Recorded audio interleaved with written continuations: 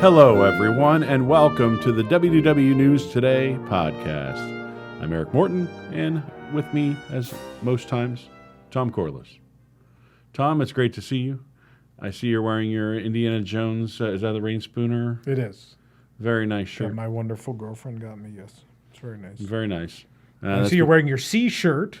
I am. We are both sort of tangentially connected then, because we're going to Jock Lindsay's later. Yes. Jock Lindsay, member of Society of Explorers and Adventurers, and pilot to Indiana Jones. There he is.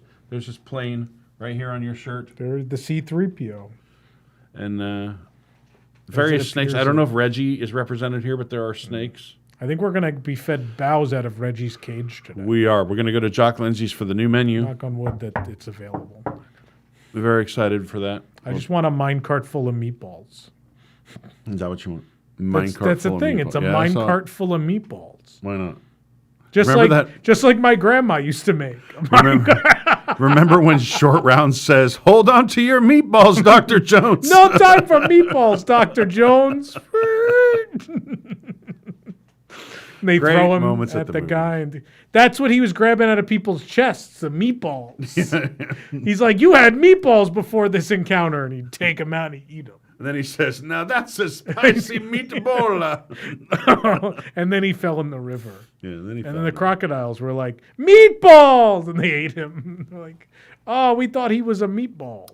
If you're still with us this far, please like and subscribe. We'd love to have you as a subscriber. The Wigs are joining us live. The Wigs is our Patreon organization, the WDW Inner Globe Society. If you want to learn more about becoming a Wigs member, how you can support amazing content like this, some of the best meatball content you're going to find anywhere today, please go to wwnt.com/Patreon or patreon.com/WDWNT. And for as little as $2 a month, you too can become a Wigs member. They have a Discord channel where they're all probably making fun of us right now as we're live. I don't know who's in. Only Nico's in there. I think we did have a brief discussion about highest worldwide grossing films by year, the 80s. And we had this discussion briefly, but we haven't gotten into all of them. So I want to quiz you, Tom.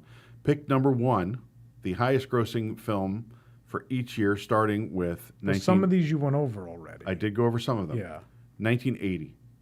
Oh, 80. It's the highest grossing film in 1980. What came out in 1980? Empire? That's correct. Yeah. Empire Strikes Back, followed by 9 to 5 and Stir Crazy. Oh, 9 to 5. This is, according to some meme I screenshotted, 1981. You said it was Superman 2, is that right? No, number one was not Superman 2. Oh, what was number one? 81. Oh, Raiders. Raiders of the Lost Ark. 1982 then that was followed by For Your Eyes Only and Superman 2, according to the meme. All right, 1982. I didn't retain any of this. 82? Mm-hmm. Big blockbuster. What was 82? Oh, E.T. Correct. Followed by Rocky 3 and Tootsie. 83. This should be easy. 83 is Return of the Jedi. Return of the Jedi. Followed by Flash Dance and Octopussy. Wow. 84, Indiana Jones and the Temple of Doom, we already talked about. Followed by Beverly Hills Cop and Ghostbusters. 85, you struggled with this earlier. You'll never struggle with this again. Back to the Future. Back to the Future. What else that year? Rambo. I can't read. I don't know which Rambo it was. I don't think it was First Blood. So Rambo, probably this is the second Rambo movie. Probably Rocky 4 is the second one. Rambo is the second one, right? First Blood is the first movie. One, yeah. Rambo's not even in the name. Correct. Yeah. But I can't read this to tell what the First Blood Part 2. Yeah, Rambo First Blood Part 2. Okay, 1986. Another mega blockbuster. 86. Obviously. This is before I was born, so I don't know. Top Gun. Oh, okay. Followed by Crocodile Dundee and Aliens. It's a different time, second Alien. Man. Which Alien movie is your favorite? I think Aliens. I can't pick between 1 and 2. They're so different. I like both of them. Maybe one, but I like. It's a tough one for me. They're both great. I could go back and forth, right? Yeah. Then once it started getting into like no, the rest are versus terrible. Predator and all this. The rest of them are awful. 87. Was that Last Crusade? No. I don't remember what year Last Crusade. No, I was alive for Last Crusade. Yeah. 87, no idea. Fatal Attraction. Wow. Followed by Beverly Hills Cop 2 and Dirty Dancing. You could tell what people were into at that time. Yeah. Sex and Cops. Yeah. And Dancing. 1988.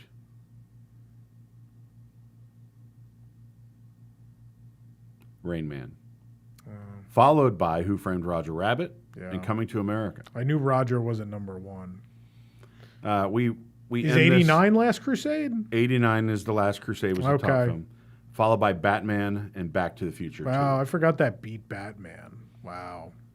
So there are a lot of theme park rides from this little 10-year stretch of movies, right? That's the era in which the blockbuster really, takes shape. And so, and then suddenly Michael Eisner and Frank Wells are in charge at Disney. And so, theme park attractions start being, Universal did it a little bit to that point. But then once Star Tours opens, the floodgates open. You go back and you watch that 1989 Batman. That's Michael Keaton, Tim Burton. Yeah. It's bizarre, man.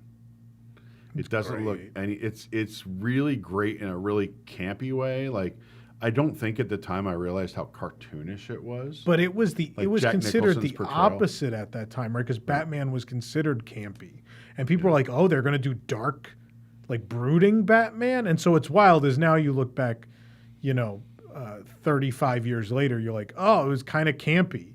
It was the opposite when it came out. Well, I mean, because of the way that they chose to portray the Joker, there was a lot of vivid color there and a lot of like a weird parade and all this kind of bizarre, kind of silly stuff.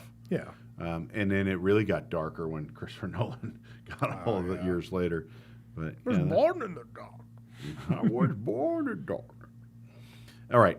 So we reached out to the Wigs, I don't know, an hour ago, 2 hours ago. You asked, what do you want us to talk about today? We had a couple things that we felt we could talk about for a while, and that might be interesting to the audience, hopefully be interesting to our audience, because, we'd like you to watch and keep watching and give us ideas.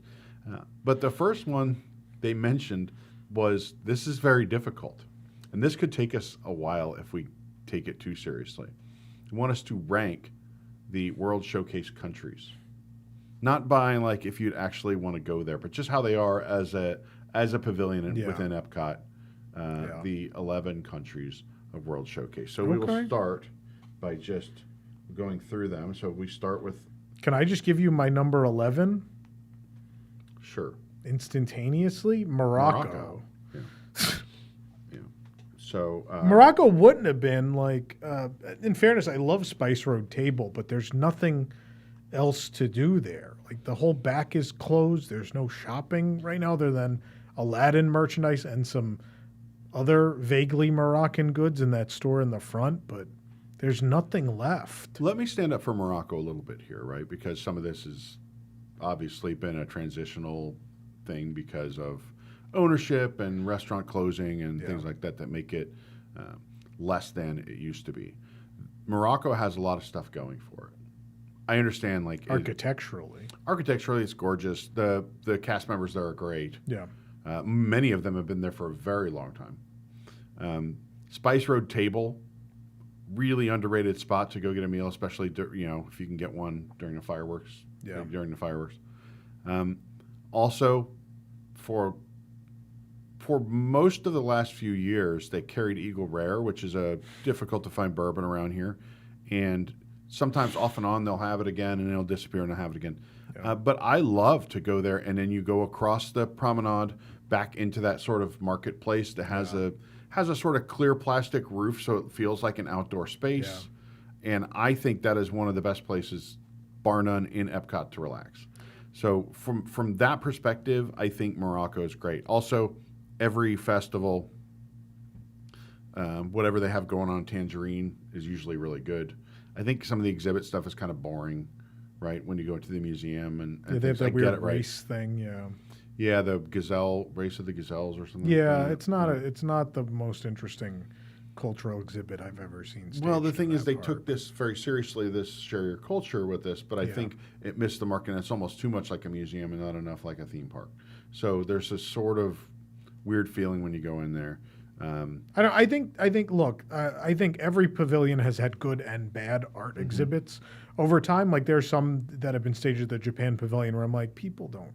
There was that photography one they had for a little while, and I'm like, Yeah. this is just not for a theme park crowd. Like this, there's a way to do museum exhibits that could be fun and also teach you about a culture. And the Kauai one, the one that's, I mean, it's lived way too long at this point. It's been there forever. But that's a really good one, right?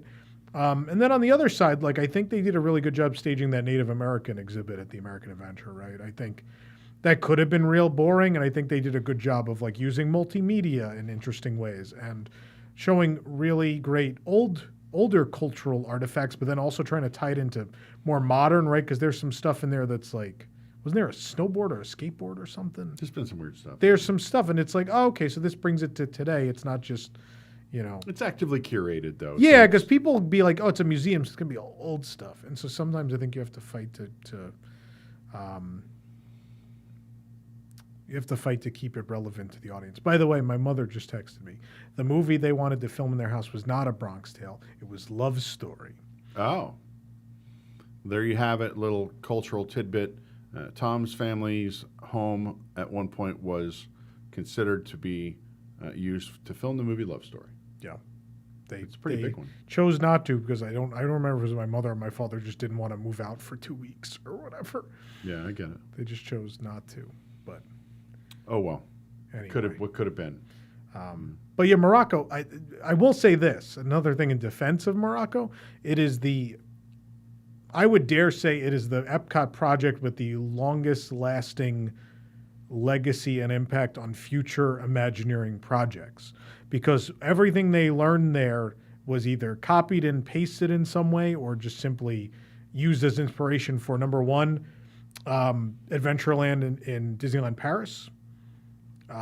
They built that whole like sort of the front section of their Adventureland is a little bit Morocco, a little bit Africa, a little bit Agrabah. It's a little bit of all that kind of stuff. And definitely inspired by that. And then secondly, when they built Disney Sea, Arabian Coast actually steals, there's several pieces of architecture from the Morocco Pavilion. They just built again, including the big tower is there. And they did the marketplace. And then they used that inspiration again when they did Galaxy's Edge. One of the research things they did was walk around that. I think they went to actual Morocco too afterwards, but one of their first, like when they were starting to draw concept art, I think they went to the Morocco Pavilion and walked around. And look, it's undeniably probably the most authentic in terms of they brought in Moroccan workers and designers to create that pavilion. And that's why I think they really beautiful. Decided to keep building it essentially. Yeah. Also, it's sort of a narrow. It's not their fault. There's sort of the pathway sort of narrows there, and it's kind of a pain in the butt to walk through, especially when the band is playing. I don't even know what the band is called. I forgot. The new one. I don't know. I just Something remember Fusion, Mo Rockin'. Atlas Fusion or something like that. Mo Rockin' was Mo the Rockin'. old one. Yeah, they were great. They were there forever. Yeah. So you have Morocco at 11. Do you not? I think so, but I still. Do we have to agree, or are we making separate lists? No, we'll try to agree. Okay. I mean, look, there's a couple things that some of these pavilions have working against them that are No working against Morocco, attractions. which is no attraction, right? So a lack of an attraction is going to impact whether or I not think you it rank does. highly. I think it's weird to not have an attraction. I think it is weird, but I also think you can have a bad attraction that makes it worse, right? Is China made better by its Circle Vision movie? We love that movie, though. Not for the right reasons. No, but because it's just kind of funny. it's the Suzhou of the East. Yes. And if you look up Lee Bai, who's your host for that film, he was a fairly irreverent dude of his time. Yeah. That's putting it mildly. This is like if in several hundred years there's an America Pavilion somewhere, and we're like, hey, I'm your host, Johnny Rotten. You know, not Johnny. He's not American, but you know, somebody kind of known for being wild and crazy. And poem in every painting, you know, and a painting in every Johnny poem. Rotten. That was a terrible example. You get the idea, right? Johnny Knoxville. That's who I was thinking. Johnny yeah. Rotten. So anyway, I think even though it has an attraction, there are some weaknesses of the China Pavilion that are. But the food. Yeah, it has good food. It does have a nice restaurant. It's a good store. Let's go through them real quick then, because other ones without an attraction would be Germany, Italy, They're really strong food ones. Though, a Japan. lot of them, though. the UK. There's a lot of them without attractions. So, I could say the UK, there's not an attraction there, but kind of the land is an attraction. Entertainment. They have good entertainment. Good shopping. They have good have shopping. Rose and Crown, which They have a great bar. They have really great street atmosphere. Can I in there. controversially give you my number 10? Sure. I think it's Japan. Japan. The food is terrible. Shiki-Sai's okay, but super overpriced. Teppanyto's nothing special. The counter service is awful, I think. It's a beautiful pavilion. The store is terrible now because it's since COVID, it's all been just stuff you can get in America. It's not even authentic Japanese stuff anymore. Let me stand up for it, though. You have good entertainment there. The drums, The yeah. drums. There are, 4 restaurants there? Not counting a kiosk. Yeah, they're really expensive. There's a counter service. There's 3 sit-down restaurants in there. You can also get sake indoors. You can and get the ice. sake Yeah. outside. You can get, there's usually, there's the kiosk out there, and then there's the festival kiosk right there. You can get, it's a peaceful locale. It's beautiful. There's some great places there to relax. Beautiful, but I just think compared to these other ones, I don't know. No attraction. The store got bad. I think this is my number 10 because it used to be great and they kind of ruined it.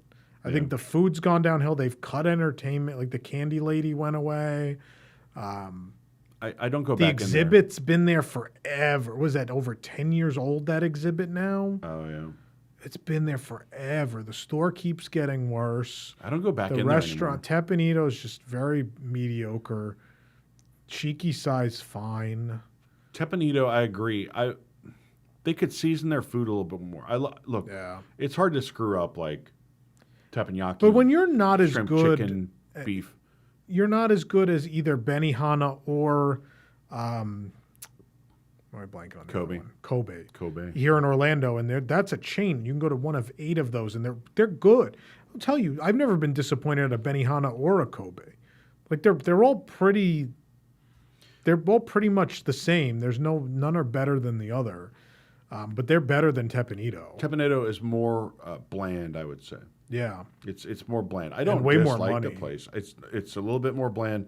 They don't do chicken fried rice, which is a big favorite for a lot of people that go to this type of restaurants because, as they say, chicken fried rice is not really a Japanese dish Yeah. apparently. So I get that, but that's something that a lot of people look forward to when they go to those restaurants. Yeah. But that's what they're trying to represent their authentic culture though, and if their authentic culture is not chicken fried rice, then I got it. No. yeah. No, I get that. I'm trying to think of reasons this should not be number 10, other than it's very pretty pavilion. But it's just, I think in its current state, I think it could easily move up. I think if Mitsukoshi actually worked on the food and started actually importing product again, and they actually made a new art exhibit, if you did all of those things, you could be better than number 10. I think as Japan exists right now, post-COVID, that is probably the pavilion that, other than Morocco, the pavilion that has been the worst post-COVID compared to what it was pre-COVID. Maybe they could put a 7-Eleven in there. Right? Do you want to talk about the 7-Eleven That'd thing? be great. That would be, if you put it on the promenade, right, to have the dichotomy of the beautiful, old architecture of Japan next to the Tokyo and Japan of today, with the little kombini store. That'd be, the line would be insane. I knew nothing of this Japanese 7-Eleven phenomenon until Well, it's all the quite convenience recently. stores. What? All the convenience Yeah. stores. But now they own. They bought American American 7-Eleven, 7-Eleven. and now a few items, although different, I still haven't tried it, but Nana made me wait. I've tried to go several times, and Nana's always like, no, wait for me. The egg salad sandwich, which is one of my favorite things, but a beloved convenience store staple of Japan. But it would be fun. In Mitsukoshi, that last room, they could do that. Instead of selling the stuff that I could get at Target, they could do that. They could change that last room and put an actual sake bar in and like real Japanese convenience store items, and you could print money. Be a huge success. These are not expensive or hard things to have there.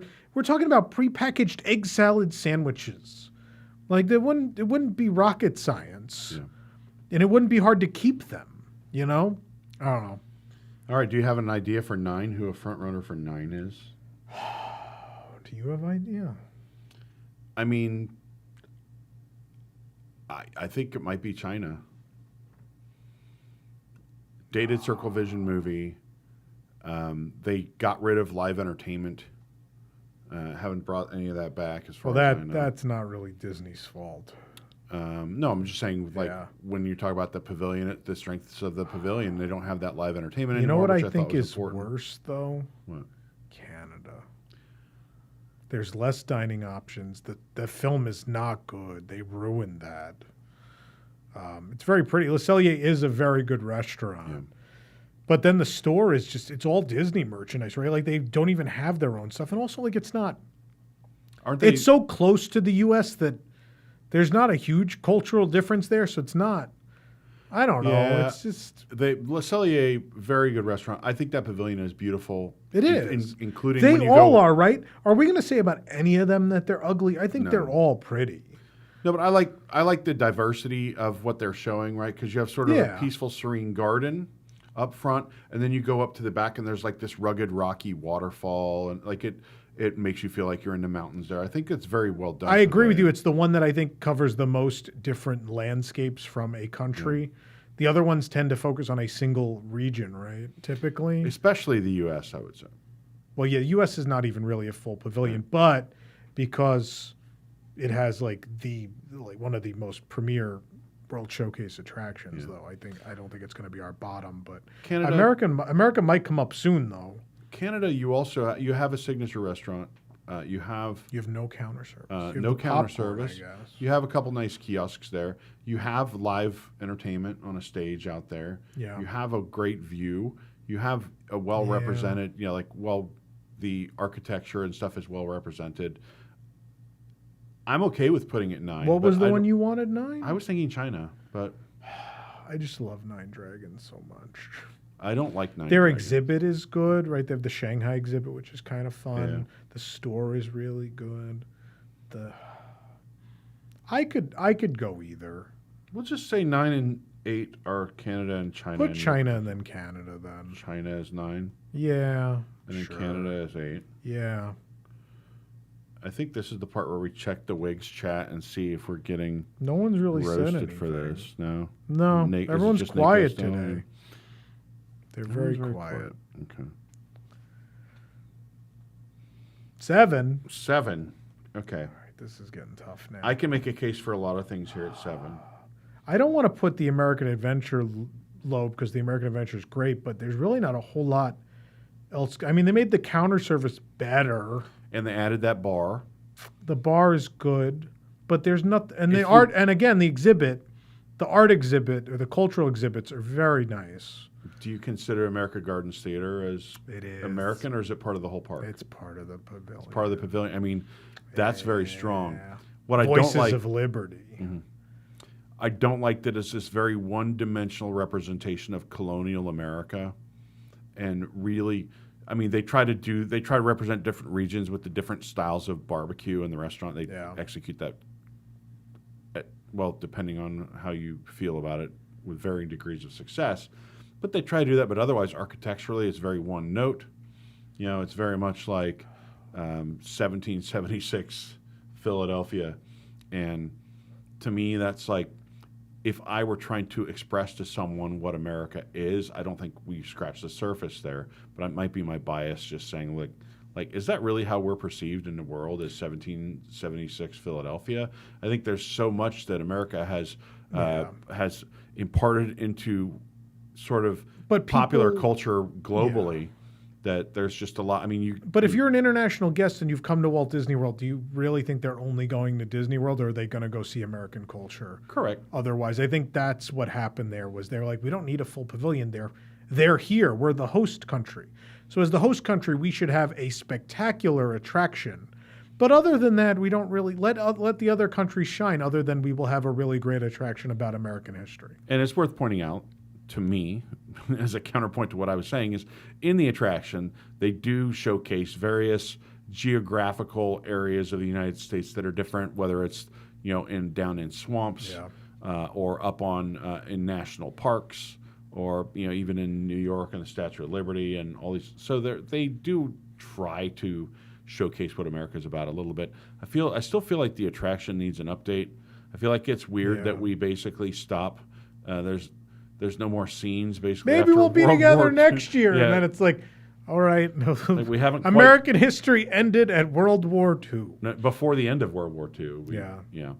But that's what the montage covers at that point, right? But I think there's also, if you look at that recency, right? It's like when this was created in 1982 or thereabouts. Yeah.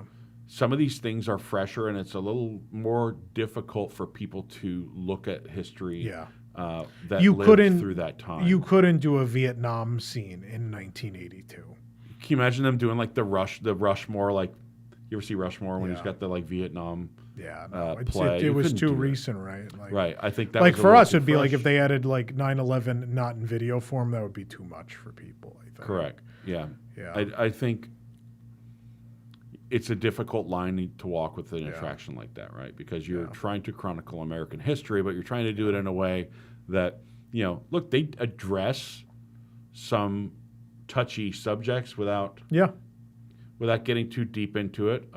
It was pretty brave for 1982. People didn't mean all the people, and they go into Frederick Douglass, Native Americans, but they are. They don't really touch on some major problems the country has faced. They kind of just they do Civil War, right? Yeah. They don't do civil rights except in the montage. Again, it was too recent. Yeah, right? it's recency, right? So, maybe now that it's 2024, the park has been open for over 40 years. Yeah. Maybe it's time to add a scene, change a scene. See, but the problem put the My Food Rocks apron onto Benjamin Franklin. No. I was going to say, similar to Carousel of Progress, the problem there is, Carousel of Progress, when it was built, you have what? Early 1900s, late 1800s, early 1900s. Turn of the century. The 20s, 40s, and then you jump to the 90s. Right. Right? The problem there is if you really wanted to correctly redo Carousel of Progress, what you'd have to do is change all the scenes because you would need to put more space between them, right? So you can have 1900, but then really, if you're going to jump to current day and not have a giant gap, wouldn't it be, would you end up doing 1900, 1940, 1980, 2000, and then 20s, right? That's the problem. Yeah. So the problem in American Adventure would be you would have to go back and change so many scenes, and they have to be in sequential. You can't make it longer. They have to be in sequential order, right? You can't. You physically cannot.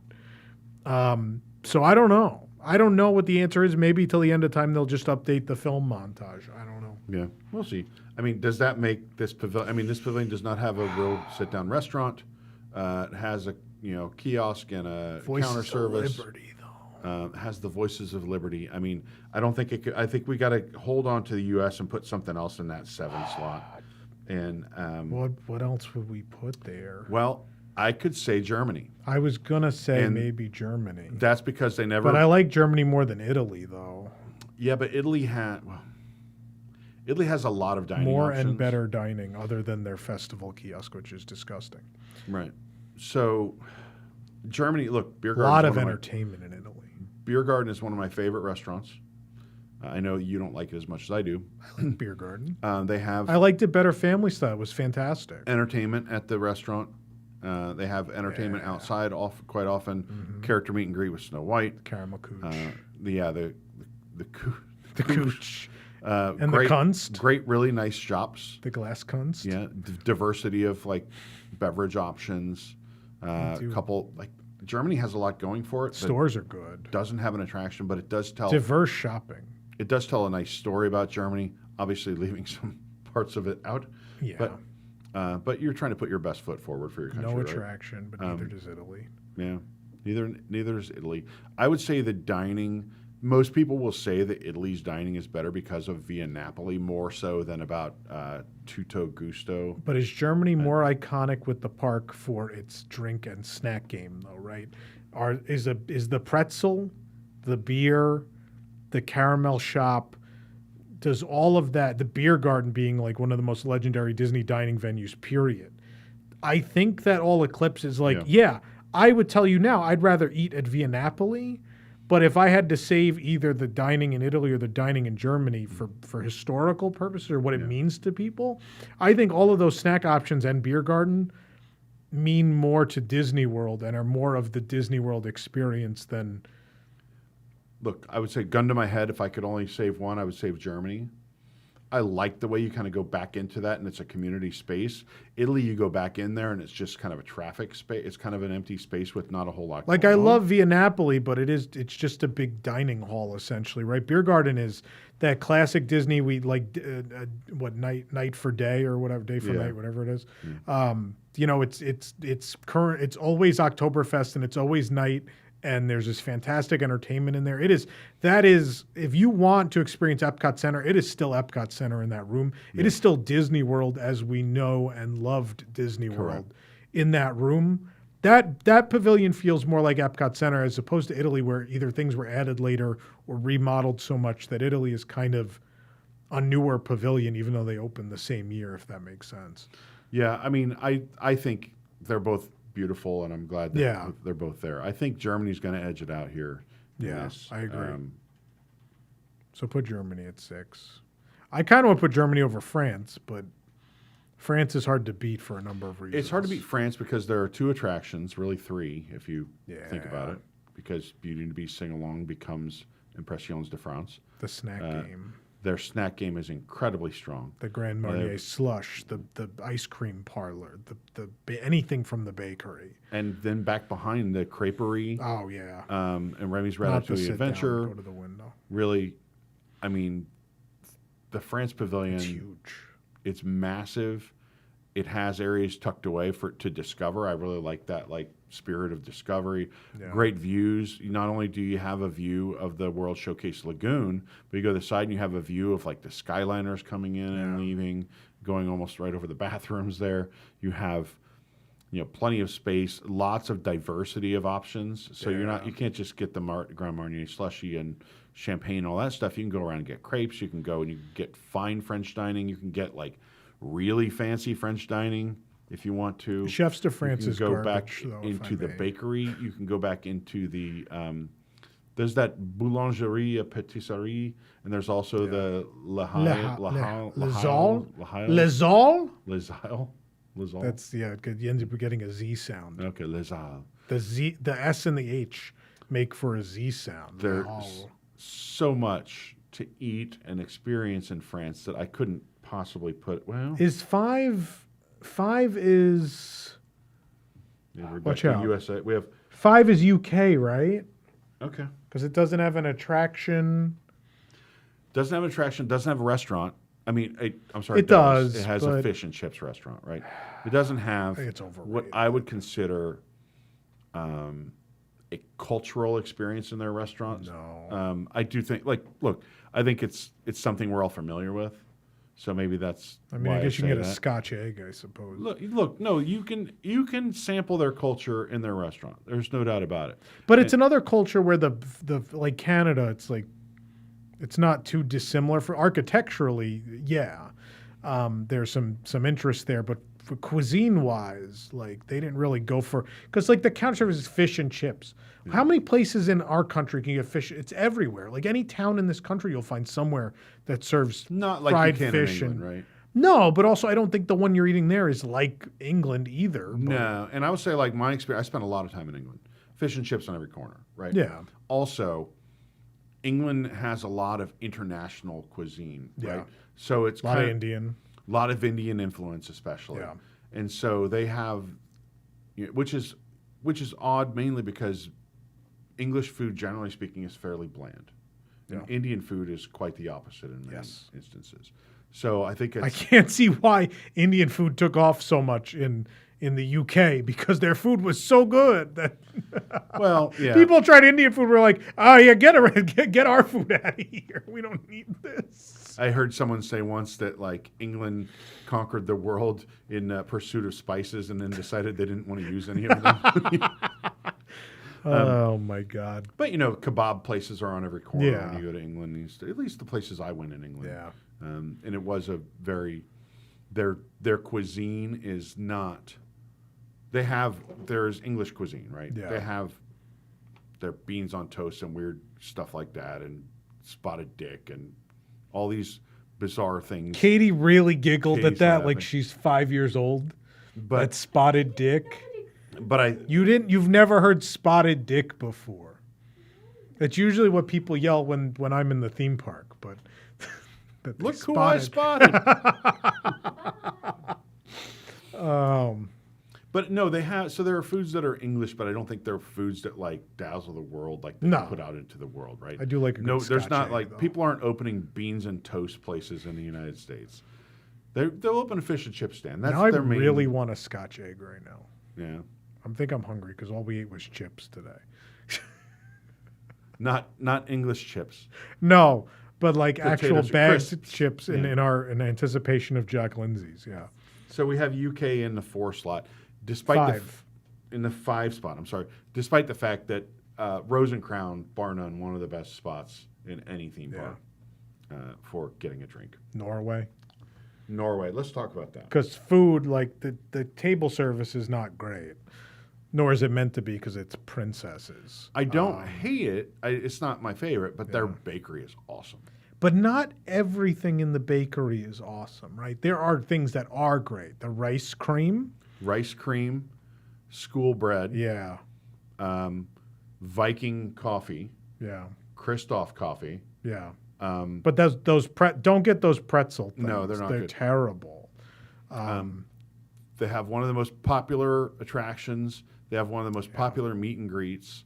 They showcase very distinct regions of their country throughout the architecture. So you have It's another good one for. you have rugged castles, and you have the area that looks like Briggen and Bergen, like the the fish area, fish processing type area in the back by the waterfall that has now been closed off.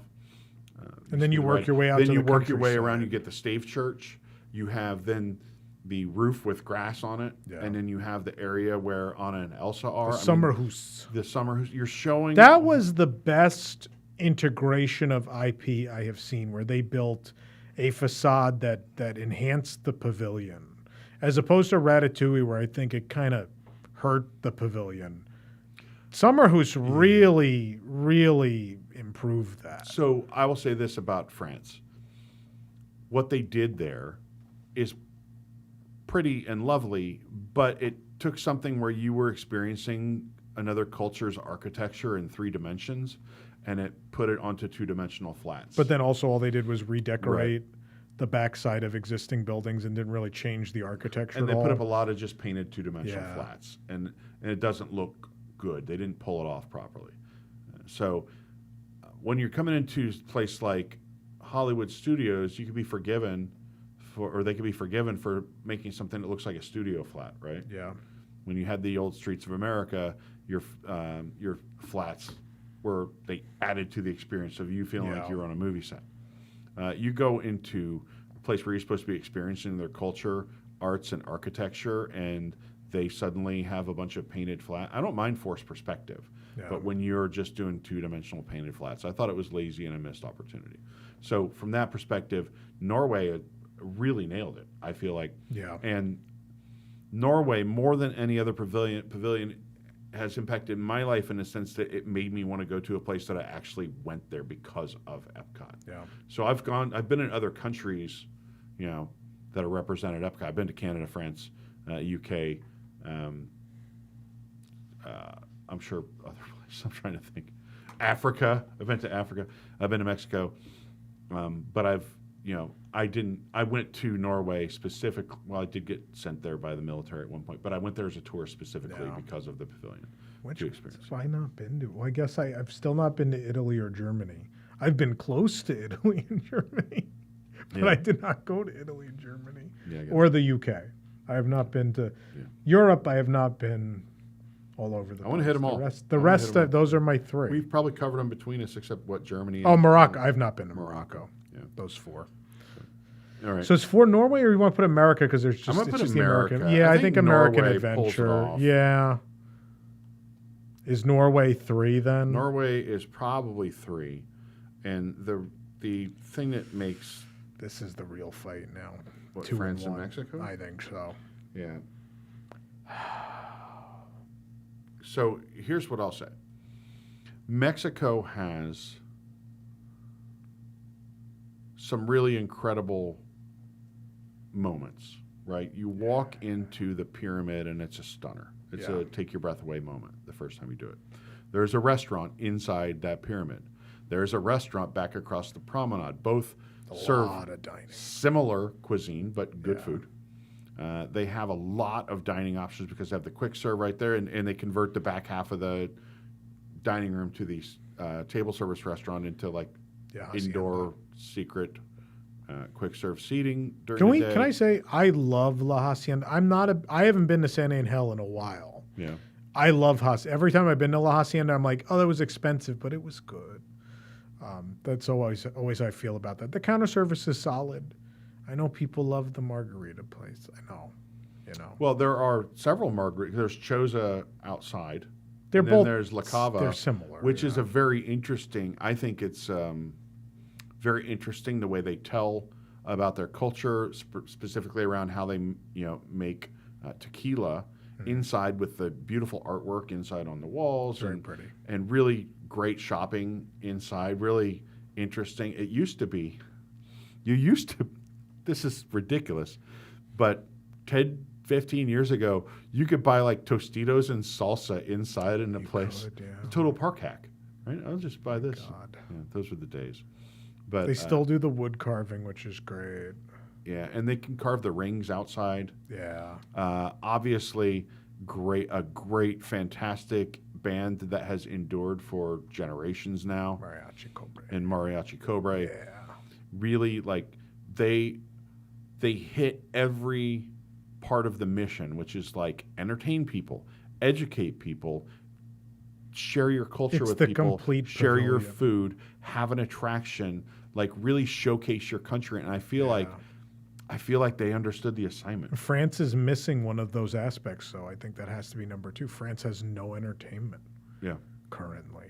I mean, other than princess meet and greets, which don't count. Chair magnet guy. Bring back the chair magnet guy. Bring back Remy in the restaurant.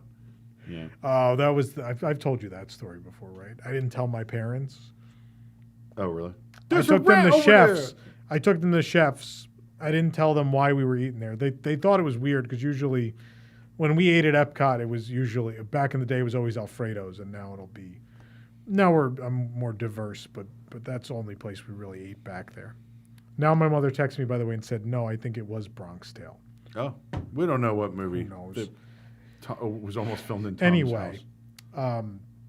I took them to chefs. I didn't tell them anything, and so the guy starts wheeling. And we happened to get a table that was at like the start of the loop, and so he hasn't done it anywhere yet. He hasn't lifted the lid off. For those that don't remember, part of the Living Character Initiative when they were trying to do like Lucky the Dinosaur and all these things that would be like, how do we bring characters to life using audio animatronics technology where they're not attached to something. They can free roam and go places.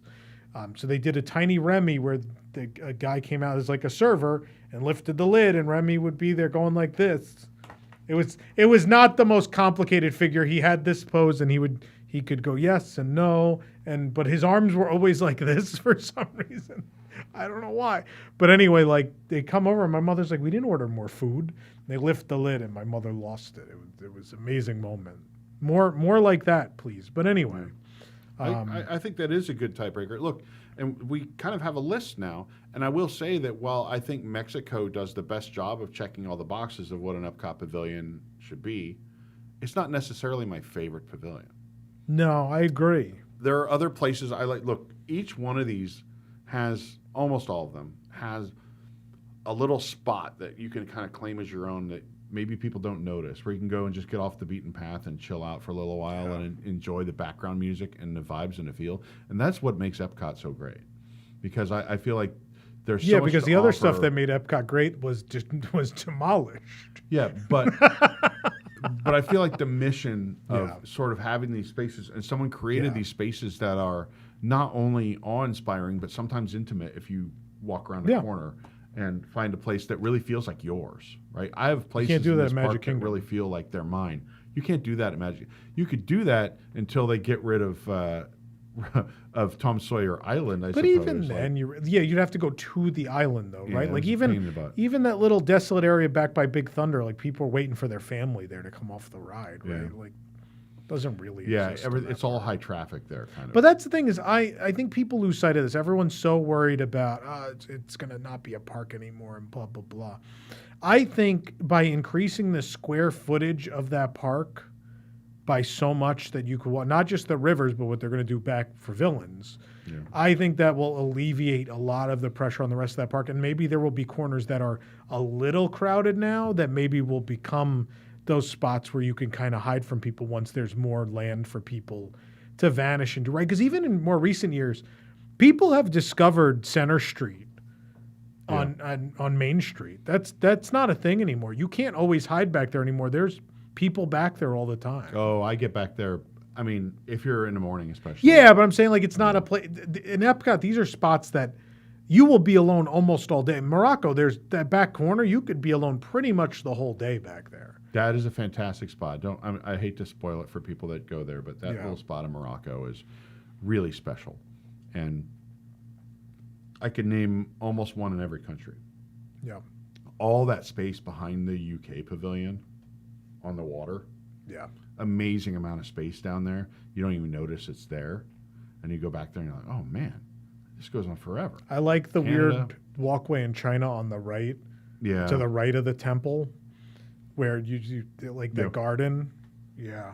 No one ever thinks to walk back there. There's also that way into Mexico where you go up that ramp that's kind of on the right side of your face. The wheelchair ramp. The wheelchair ramp. But it is pretty. It's a really pretty area. If you come out and you go through that pyramid and come out the other side, there's sometimes festival tables up there. It's just a nice little quiet place. For Flower and Garden, chill. they put flowers out on that side. It's you can find a spot in almost all these countries, and that's part of what makes Epcot special. And so, without further ado, I will present the final rankings, worst to best Epcot pavilions.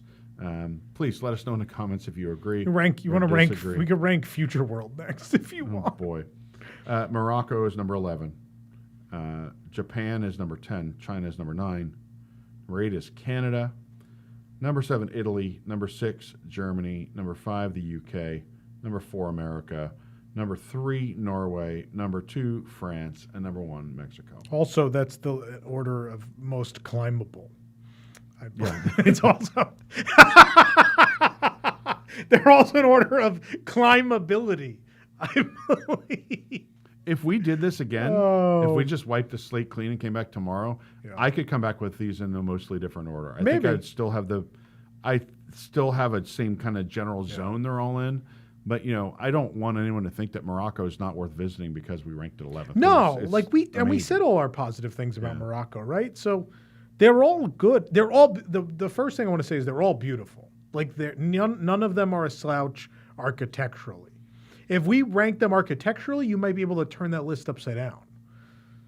Yeah. Morocco might be number 1 there, but we're trying to do overall, right? So God, what would be number if you're just looking at them? You got to put Morocco number 1 because of the authenticity, right? The fact that they actually sent their own craftspeople there to do it. And it was so pretty that they rebuilt it in other parks as different things. Like you can't argue it. I can argue it because there's other architectural elements that are beautiful as well in the world. I'm just talking about beauty. I'm not talking about authenticity. Just like I like to look at a place and picture it as a real place, right? Yeah. I like to look at one of these pavilions, and I talked about this with Bricky when you were in Japan. But I like to look, you sit at a distance in Germany and you're like, oh, look, this castle has like a little window up there. The light just came on. It's nighttime and now that light's on. What if somebody lived up there? I like to think about those type of things, and so all of them have special elements like that. Yeah. Some of them are, American Adventure for being the host pavilion. I feel like is pretty one note. That would be it's still beautiful. That would be number 11. Number 11, architecturally. Just because it was like, how do we hide the big box? How do we? They didn't hide have the a whole big lot box? of choices. Yeah, I mean, it's certainly better than what they originally had. Although I guess you could argue for the original intent when it was the donut. You've seen that, right? The big circle thing that was at the front of the lagoon. Yeah, But how do we hide the big box? That was when we used to care. Yeah. Now we just say, just paint it blue. Now just paint it blue. Yeah. Same with Ramatui. Ramatui. Ramatui. I'm going to start calling it that. Ramatui Adventure. It's easier than We have saying Hawk Remy's Tua Girl Ratatouille. and Ramatua Man. It's a way to save time when you're trying to name that attraction. Ramatui Adventure. Ramatui. Ramatui Adventure. Ramatui's acting up. To round out the episode, should we just rank the Future World pavilions and then just be a whole ranking EPCOT episode? I don't even know what they're called anymore. I know what they're called. The neighborhood Here, names. put them on this. Okay. Well, they're not. No, we'll just do the whole front of the the park. whole front. Okay. So what do you have? Seas with Nemo and Friends. Are we including Spaceship Earth? Yeah. Spaceship Earth, The Land. Imagination. Yeah. Test Track. We'll go by the last version of it. Mission Space. Guardians of the Galaxy, Cosmic Rewind. It's a pavilion somehow. I mean, the Xandar, Treasures of Xandar. Or Wonders of Xandar, sorry. Wonders of Xandar. Wonders of Xandar. What'd you say, is Katie? the pavilion. Yeah, Treasures of Xandar is the store. Yeah. Do we count the Wonders of Life? No, because it's gone. There's nothing. It's in there. There's nothing in there. All right. I guess we got to do something with So- the middle, don't we? Is World you wanna just Celebration Gardens? Put What's World Celebration together. All those buildings. They're one thing. Does Moana count as part of that then? Yeah. Yeah. Can we just call it new area? It's called World Celebration. Just center of World Celebration. So how many things you even have? There's not even that many. 1, 2, 3, 4, 5, 6, 7, 8. We have 8. We're probably just forgetting stuff. No. From the Does front. World Celebration also include Communicore Hall, Communicore it Plaza, Connections, Connections Creations, Cafe and Eatery, Moana, Creations, Moana, Statue of Walt, and Walt? Yeah, it's everything in the middle. And Communicore Plaza, Everything in the middle. Yeah. Statue of Figment. Does he count? He's kind of Yeah, just he's outside kind of of there, but I don't All right. know. The Odyssey. Want to put the Odyssey on there? Okay. Technically, It's just it's a pavilion. it's just like a multi-purpose room of a high school, though. It is. I but guess that's like kind the of what outside. Communicore I Hall like the is, outside. too. I mean, it is. Okay, so worst is Odyssey. No, No attraction. I'm putting the middle as 11 No, Tom. or not 11. What? How many we have? 9. 9 is the middle. The new middle. No. Odyssey's pretty on the outside. I like Odyssey. But hold on. Good bathroom. But hold on, the middle. You have look. Do you want to break the middle off and rank that? You have stuff? entertainment You can. there. You have an attraction in Moana Journey of Water But inspired it's by Moana. Hideous. You hate. Wait, you have. There's a whole video on our channel. Billy, No, not put a Moana. Card, put a no, card in I'm here. not talking about Moana. Yeah. I'm talking about the gardens and the Communicore area are hideous. No, but they're peaceful. You can sit there. It's pretty at night. It has a good the music loop. lights don't even work. The lights sometimes work. I think I like the diversity of seating areas around there. I think there's I think we hate on this area a lot because of we got rid of the 'Cause Fountain of it's Nations and we got rid of ugly. your weird canopy thing. My And- weird canopy yeah. thing. I wasn't like a big fan of the canopy. I think we had an argument about it before. No, electric on the one on Electric Umbrella, yeah, because Yeah. it was the umbrella. So I hate this shared aesthetic that they have, this font that carries through to everything. Oh, that's the This- EPCOT this- font. The EPCOT. Well, it's It's the font you'll see everywhere except on Epcot. You'll see it on signs occasionally, or maybe over the parking on plaza all of now. them now. But it's like, it's still this sort of, if they had like this stylized Epcot more prominent, I feel like it's still forgotten. It's the original Even the font sign, for even the most road part. signs at Disney World still have like capital E, lowercase. Well, yeah, they haven't got out PCOT. there yet. Like, but as Epcot, yeah, the font is fine. I think as this unified, I think what made World Showcase and Future World cool in the past is they sort of had diverse, word marks and No, styles. they didn't. Yes, They did. all shared. All of Future World shared the font. The Living with the Land font. It looks nothing like the That's font from later. Universe of Energy. That's later, but originally they all just had Okay. they all shared the font. All the pavilion names were in the same font. They weren't until the out on the 90s happened. pavilion like that. They These were were. in your face. They were. Google right now. Horizons, Universe, Oh Energy. yeah, Horizons did look like. They Universe all of had Energy. the Okay, fonts. you might be right. They I'm not going to all argue had with you on it. World of Motion, the sign out front had the font. I don't know. I think I don't like the way that all this looks. I don't like unifying creation shop. I don't like that. It's the only thing I do merchandise like about location this. and a food location look identical, and they're words that are not necessary. Like creations and connections, I hate these names. I don't like their interiors. I don't but like I think this. They look good. This font. I could stare at them, and if I'm just looking at the signs, I have no idea which one's a restaurant and which one is a merchandise location, right? Yeah. And Communicore Hall, I don't know, I but like. I like the diverse seating areas. There's the area with the Adirondack chairs. There's the area with like little countertops, like you're in an airport waiting to board, where you can plug in your laptop. And I think they missed, right? It was a big swing and a miss, Yeah. but I don't think it's the Function worst thing over there. form. I don't think it's worse than some of this stuff. It's function over form, as opposed to the Odyssey building, which I think at least is architecturally interesting looking. And it's number 8. Yep. Odyssey doesn't have anything though. It's just, It's still better than the middle. I mean, some days it's not even available. It's a festival. It's thing. just a festival. It's open all year now. pretty basically, much. almost. When it's not a DVC temporary. We're gonna go DVC eat hot wings in lounge. there soon. I've already done that. Yeah, but we're gonna go do it competitively. I don't want to. We have to. I'm tired of eating and being miserable on camera. I'm tired of eating. I don't want to eat anymore. Okay, All right, so let me see the list. Can you cross out what we've got already? yeah, we The have. bottom two. Guardians. Okay, Guardians. There's nothing else in there. It's just the ride and the store. It's not a pavilion. What is Odyssey?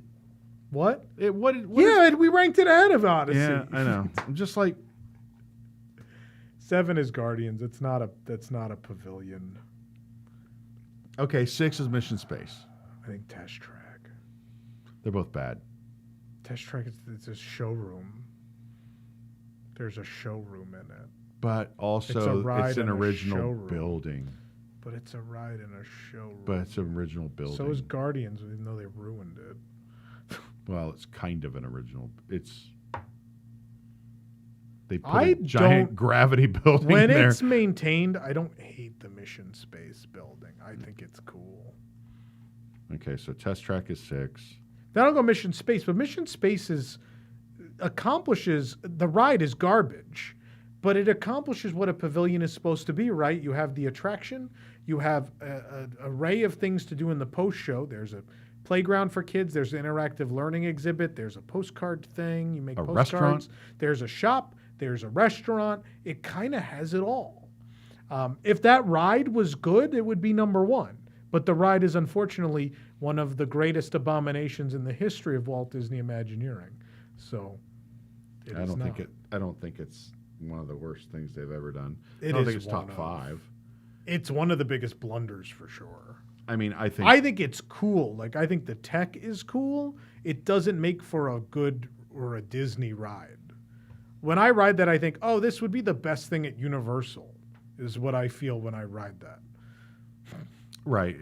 Right. It's not a great ride. I just think when you look at some stuff Imagineering has stepped in over recent A years. notch below is like Superstar Limo and Rocket Rods and that stuff. But Mission Space is almost there. It's the only one of those that's gotten to live because it was so expensive, and the park was like, well, what are we going to do? Close it? Instead, they've thrown a lot of money at it. Over all these years, they've thrown so much money at trying to fix that thing. It could be the biggest example, I guess, in Mickey Minnie's Runaway Railway. I mean, I hate that. Of things that were way worse than what they replaced. Yeah. So, Horizon's a great movie ride. 2 iconic attractions replaced by garbage. All right, now it gets tough. Because Spaceship Earth, very have a lot to dated it either, junk but- when you're leaving that area, right? But it's still an iconic structure. Drink every time we say iconic. I think Imagination's next. The ride is so bad. The 3D show is junk. It's a clip show of cartoons. ImageWorks. The fountains are broken. There's nothing worth doing in ImageWorks other than meet Figment. It's such a mishmash in there, right? There's Like a that. DVC Lounge. The store still looks like it's from 1999. Yeah, it's not great. ImageWorks looks like it's from 2002. It's all over the place. Didn't they ruin the bathroom too? Didn't they change? They the changed the loop? music, Yeah. too, All right, yeah. so we'll do I think Imagination as 4. The ride's just so bad. Okay, so now we have to balance. Spaceship Earth is Yeah, 3. Because the next 2 you're going to talk about are more like Mission Space, where there's a lot to do in them, right? They're diverse and they really go out of their way to teach you about the subject matter. Like there's a number of different ways you can interact with the subject matter. The concepts employed to create both Living with the Land and the Seas with Nemo and Friends are mind-blowing in their scope, expense, and level of expertise required. Yeah. Right? So first you have the Seas, which admittedly, it's not the first aquarium anybody ever built, right? It's What makes it is the integration of other things, right? There was a Correct. ride that went through it, and it still goes through it. Yeah. Which I still think, like, say what you want about that ride, still wow moment is those cartoon fish swimming with the real fish. It's still mind-boggling. So it's hard to put any negative thoughts into what they do there because they have an ecological mission and a biological, marine biology mission that they have there. They have this beautiful, gigantic, one of the largest top 5, I think, largest aquariums in the world. You can go in it. You can swim in it. You can do all kinds of things there. You have also sort of these efforts for manatees where they have live manatees separate from that aquarium. Lockout They chamber. there's a lot of tech that went into creating this thing. There's also Turtle Talks in there. Yeah, Turtle Talk. There's a restaurant. I've never been there. You've never been to Coral Reef? No, I've never set foot in You've Coral never Reef. had the I've never even displeasure looked of at it, no. dining at Coral Reef? Can you believe that? We have to go. I've eaten like everywhere else multiple times. I've never eaten a Coral It's Reef. not good, though. I love Coral Reef. The food is not good. I love that interior because it's stuck in the 90s. I've been in that place in SeaWorld. Sharks or what's Sharks is the low rent Coral It's Reef, pretty. Yeah. but it stinks. The It food's smells probably bad. about as good as Coral Reef, in fairness. It's probably cheaper then. Yeah. No, one day we'll go to Coral Reef. We'll have to do that. Once we start vlogging more, we're gonna Yeah. like pick a restaurant. Now we're every gonna week. vlog. We're gonna pick a restaurant every week or something. Yeah. But so I think in terms of innovation and amount of expense and expertise required, this laps the field, the Seas. But there's also some very novel concepts at play with the land, right? Where you've built this sort of attraction that goes through almost like a biosphere, right? And you go from place to place and really learn interesting things and really experience these things and connect with it in a bizarre way that's unexpected. You're going through the land on a boat, by the way, which is also And if you think it's cool, there's a tour you could pay for where you get to walk and learn a more. cheap tour. It's Very like affordable. $25 or something. Very affordable. The behind the scenes tour. Yeah. Very cool. What used to be a decent counter service, which I think is really one of the it's worst terrible now. in Sunshine Seasons, and Garden Grill, or the Old Land Garden Grill, Grill's solid. which is solid, a character Yeah. experience. And oh, by the way, you also have Soarin', which until the last 8-10 years was really a sort of high in demand attraction. It's still in demand. They just have 3 theaters now. Yeah, They solved it. I think, to get 2 attractions in there, and they've had traditionally. There's a 3rd attraction in there. Okay, there's a 3rd attraction. Kind of. Yeah. There's a kind of movie. a 3rd attraction. Awesome Awesome Planet. Planet. Have you ever wanted the real estate dad from Modern Family to teach you about the Earth's biomes? Man, do I have an attraction for you. Yeah, so. Who did it better? Ty Burrell as a real estate agent or the cheetah cop from Zootopia? We'll soon have 2 attractions about biomes where you can decide which biome projection show is better. So, yeah, there's 3. And obviously, they've had some other attractions in the past that were fun. Yeah, Food Rocks. Food Rocks, Kitchen Cabaret. Circle of Life and Environmental Fable. Yeah, same theater. And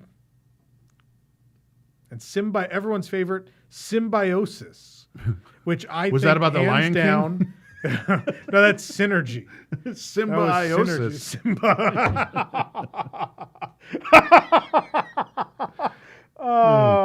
I've actually never heard that. That's pretty good. Symbiosis.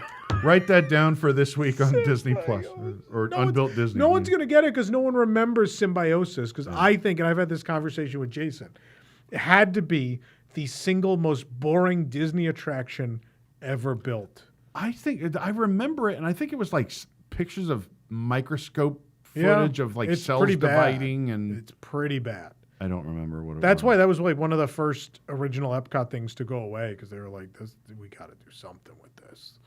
I think that was one of the culprits. That was one of those things. Epcot Center sometimes had a reputation where people were like, that's the boring part where you learn stuff.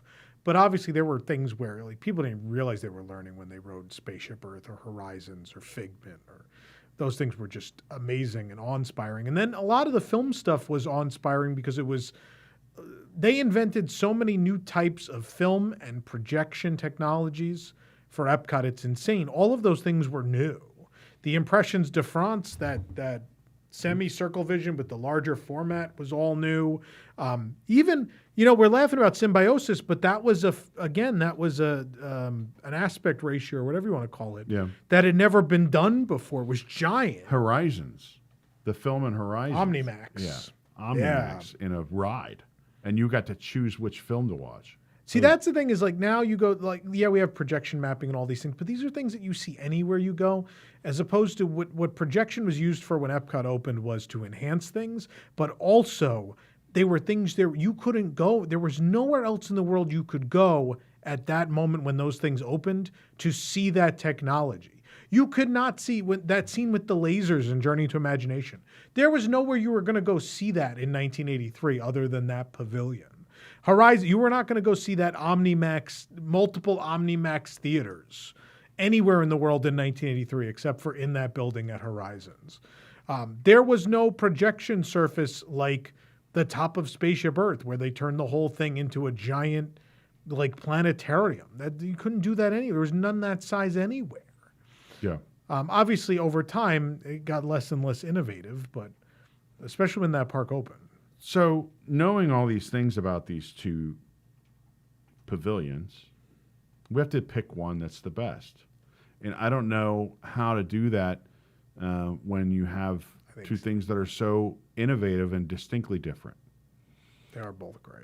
I would say the thing that I find interesting about the land is that, every large city has an aquarium. Yeah. So they weren't doing anything people had never seen before with the seas. Even there was an early Jaws movie where people were going through like the ocean in a glass tube. I will tell you, if we were in, let's say we were in 1986. Yeah. In 1986, I'm picking Living Seas. Like it's not even a competition. Right. Current seas, I'm like, Unfortunately, I think people have seen so many aquariums and things that it's not as awe-inspiring. But there's and I'm not saying the nothing- land is awe-inspiring, There's nothing but I think super cool about that interior anymore. right. Like the balloons don't move. They got rid of the fountain. The mural. The mural is great, right? But Seas has its own, even though they ruined it with those metal fish. Yeah. The Seas has its own beautiful mural, and both buildings are fantastic. They're both beautiful. They're both buildings. incredibly interesting structures. And I think Remember when they were talking about knocking both of these down? Remember that? Why not? Under Bob Chapek, it was in the 10-year plan because it's like we spend a lot of money growing fruits and vegetables, and we spend a lot of money caring for animals. And why do we need to do either of those things? Yeah. Guy was a buffoon. A buffoon. Why are we spending money on food? Could we just buy it from Heinz? Yeah. Order from Cisco. We don't need to grow it. This is kind of a toss-up to me. I think that a lot of things about the land really have a deeper personal connection to me as unique things that I experienced as a kid and on into adulthood, that I certainly go to the land more often than I do to seas these days, but I understand why people love the seas. The better attractions... I could vote for either one. I think the better attractions are in the land and the better exhibits are at the seas. Okay. That's how I feel, but that makes it very hard to choose because it's kind of, I don't know, kind of feels tied.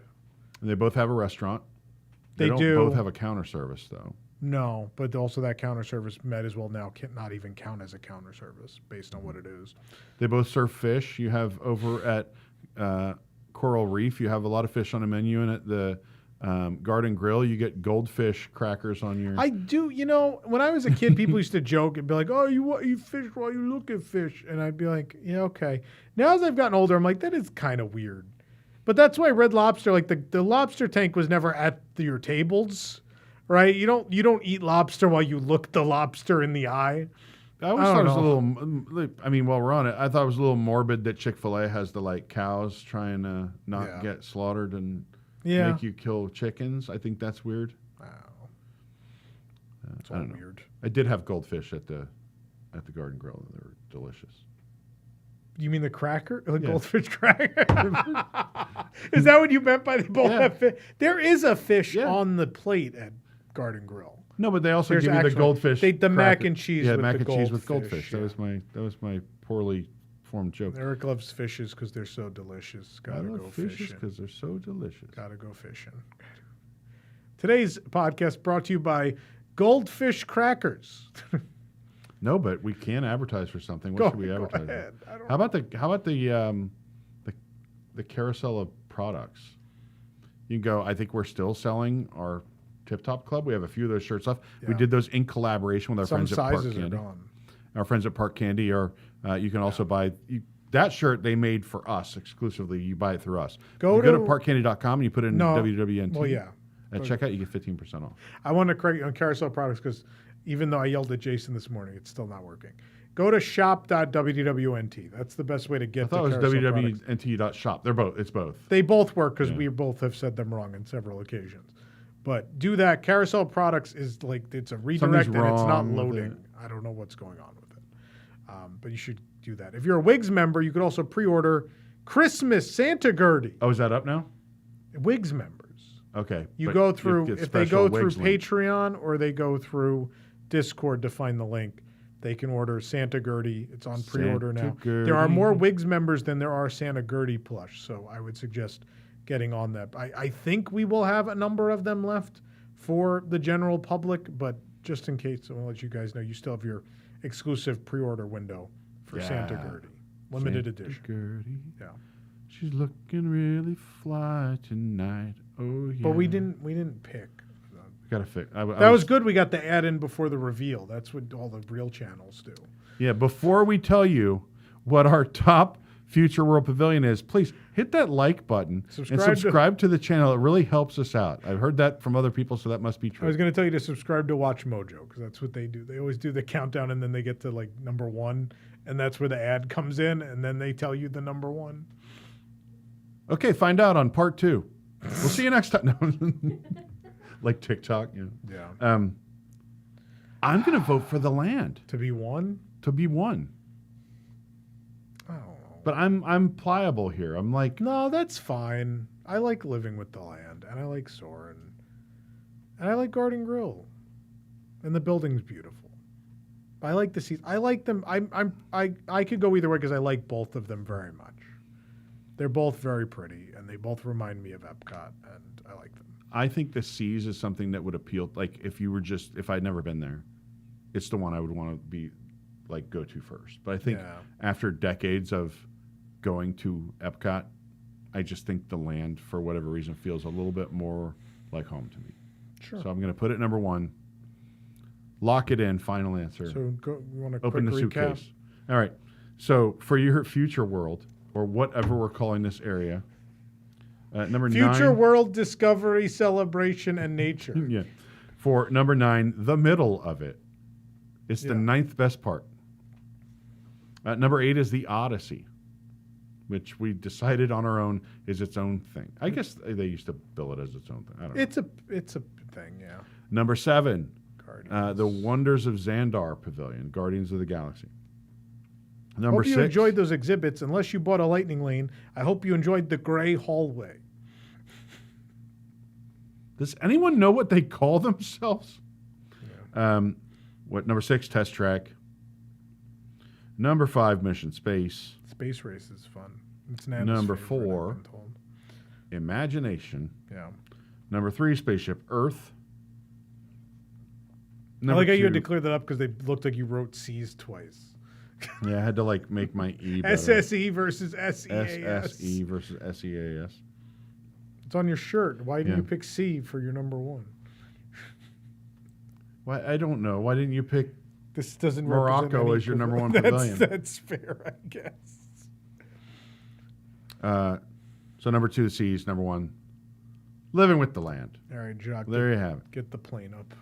And there we go. And Katie, and wild applause from the audience. Thank you, Katie. Thank you, everyone. We have to go eat a minecart of meatballs now. We do have to go eat a minecart of meatballs. Hold on to your potatoes. Life. My mother used to tell me life is often like a minecart of meatballs. You never know which one you're gonna get. Is that how Italian families say that to their children? Remember, like son, life is like a box of meatballs. A minecart of meatballs. Oh, that's how we do it. Now that we've disparaged everyone. Good. Are you amongst yourselves? Let us know where the flaws are in our rationale. If you like our list, if you don't like it, we get it. I won't be hurt. I get it. It's subjective. And we'll see you next time right here on the WDW News Today podcast. See you real soon.